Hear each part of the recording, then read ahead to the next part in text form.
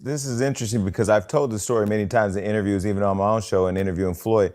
When I first came into the game wanting to unlock Hollywood, I thought, hey, there needs to be a platform that shows black culture in a way that mainstream doesn't. So I'm gonna be their favorite platform to go to. It didn't happen like that. And Floyd said, stop trying to be everybody's friend and just be a savage, because the savage always wins. I thought, well, I don't want to be a savage, because sometimes it feels uncomfortable to have to be a savage.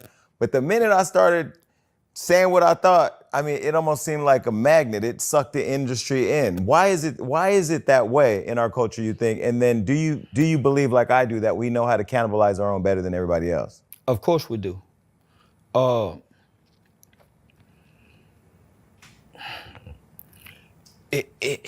It's almost how we get ahead in America.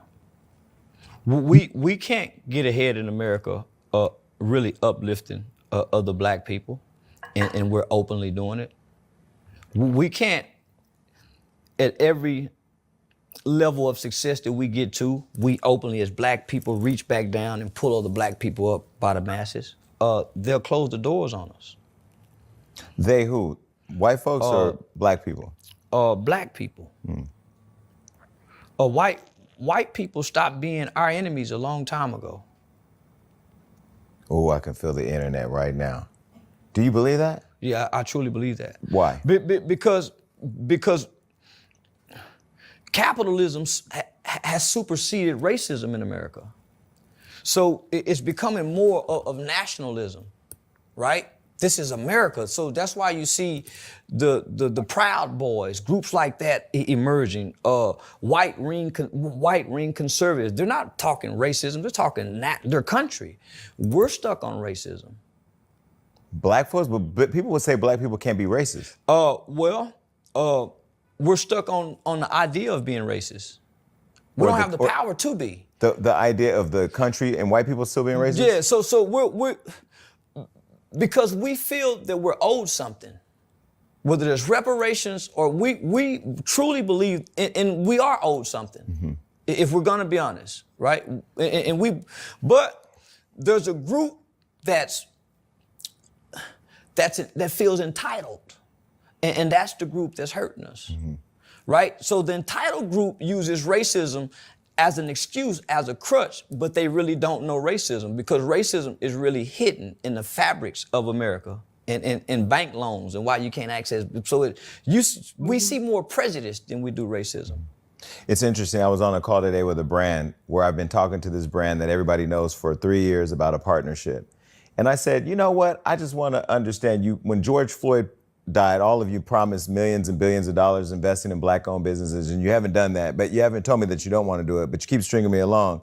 Let's just have the conversation. Do you just want us to buy your products and you don't want to invest in our businesses? Because this is what I'm feeling. And that, to me, like as you say, the new racism is embedded in like keeping us down, not really investing in black targeted, not black owned. But why do you think our culture still strives for that white validation? Because I do say in many ways, you know, you ain't gonna stop somebody wanting an endorsement deal or wanting to walk that red carpet of a mainstream platform. Man, ain't nothing like a Harvard law degree compared to, HBCU degree in this country. There's nothing compared to living in Calabasas compared to South Central LA. So the validation is there because we validate one another based off of it. A good paying job, rather than black ownership, black entrepreneurship, or black economics. Do you have a good paying white man job? So that's always been the validation for us. That's some security that you can die with. I'll stop it there. It's a little bit more, but I'll play it in a little bit. What do you guys think about that? I don't have to go around, just if you want to add something to it. Yeah, I'll just wait on until he starts saying that. Yeah, he's wrong. But he got a, at first I was like, yeah, he's way off, but he got a good point. It's in our everyday structure, in the loans and all of that. But when you're getting denied those loans, it's not by people that are racist. So I feel like people have some kind of strand of racism in them. They just don't know what it is. They don't know what it sounds like. Actually, the new racism is downplaying that racism exists. It's kind of like when people try to talk about race. Like somebody got in my car and was like, "Oh, that's the hot spot in town." He said some kind of buzzword, but that's really, it was code for this where all the white people moving. So that's kind of how they move now. Nobody's going to be outwardly racist, but they're going to be prejudiced. They're going to stick to their own. So yeah, it's still going on. If you don't have to believe it, but you will feel the effects of it if you don't. Okay. So I have a question, and I'm just curious. Wasn't it Goldman Sachs that launched the 1 million Black women in new initiative, committing $10 million investment in capital and $100 million in philanthropy support to advance, racial equity and economic opportunity by investing in, Black women? Yeah. So I understand. I understand like the hidden and embedded part. I don't think people are just walking around. Just I've never had anybody just blatantly come up to me and just say the N word to me. But God, God protect them. But I think that there are certain corporations who are looking to invest in. I don't think that it's talked about enough. There are some that are larger, like the example that I gave with Goldman Sachs, and there are some that are much smaller. You know what I'm saying? I have in my email, because there's this brother I met on Clubhouse, Lawrence. He sent me the whole playbook on 400 business grants, for women and minority owned businesses in all types of industries, right? And sort of, I'm curious to know how many people are taking advantage of those types of things, right? Well, the question Like, is, how many people know about it, though? That's the other thing. You can but see, there always lies but the issue right there, Miss Taken. promote There, it. there Yeah. lies the issue. There lies the issue. What are people really talking about? Thank you for highlighting that. What are people really talking about? They're talking about 50-50. They're talking about all the bullshit that doesn't even matter, or put a dollar in their pocket, rather than talking about these types of conversations and talking about, hey, I have a business idea. Where can I get grants? How can I get funding? How can I fulfill my idea? But they're filling their airwaves with total bullshit. That's the reality. Or hey, let's all gather at our local townhouses and join minds and make decisions for lawmaking. Let's get on one accord about who we're going to vote for, so that when these politicians prey on the Black vote like they do every freaking season, because y'all want to sit here and act like y'all don't know that Trump being a felon don't mean that he's not going to be elected to president, because guess what? In his mind, he can relate to you Black people now. I'm a felon too. Who gives a shit about the fact that felons can't vote? I'm a felon. Vote for me. I'm being oppressed by America too. I'm just saying. Sorry, just had to throw that out there. Yo, people gotta shop around their vote like car insurance, man. You like, you guys are getting it. You guys are all getting it wrong. The Constitution doesn't. Hold on. You can come to you next. Let's go to Mistaken, then we come right to you. Okay, so what I was gonna say is, piggybacking off of what Lewis was saying, is saying that we're not having those conversations about those grants, right? We're not having, but I see that there's a general thread that occurs when there are opportunities for us as a group of people to maybe get us up above where we need to be, that there's a lack of information about those opportunities and programs pushed out that is different from all of the other negative stuff. So I totally agree with you. School system, same thing. I work in a school system. I see that there are so many different kind of scholarships that are available that we could benefit from. So when everybody's talking about, oh, college costs too much, you can't go to college, go to this school instead of getting a college degree, because you're going to come out with a whole bunch of loans.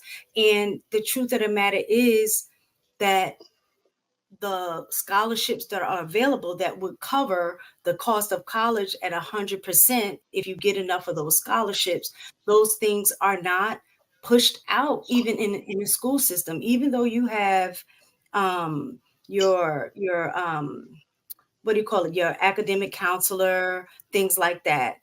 Even they have a lack of knowledge of some of the things that are available. And so I think that's part of the issue. I think it may be by design, because when I was working in more affluent schools, that information was readily available. So even like with the business programs and loans and whatever projects they have available, you don't see those things being pushed out. They're definitely not going to be pushed out in a hood where those people will, the people in But that why environment not?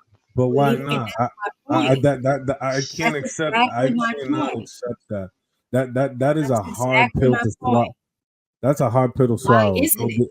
You Why know, isn't it? Like I said, even for me, because growing people up, are here's much an more example. infatuated. Hold on, here's an example. So in education, because typically every child in America is supposed to go to school at least by the time they hit the age of 6, right?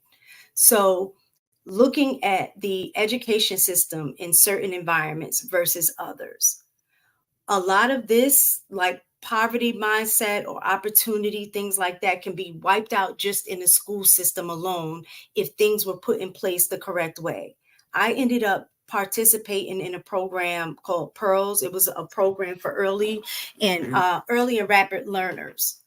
And it was kind of like maybe a magnet school, but it was in what they did. It was like a social experiment. They took kids from all over the area that I lived in.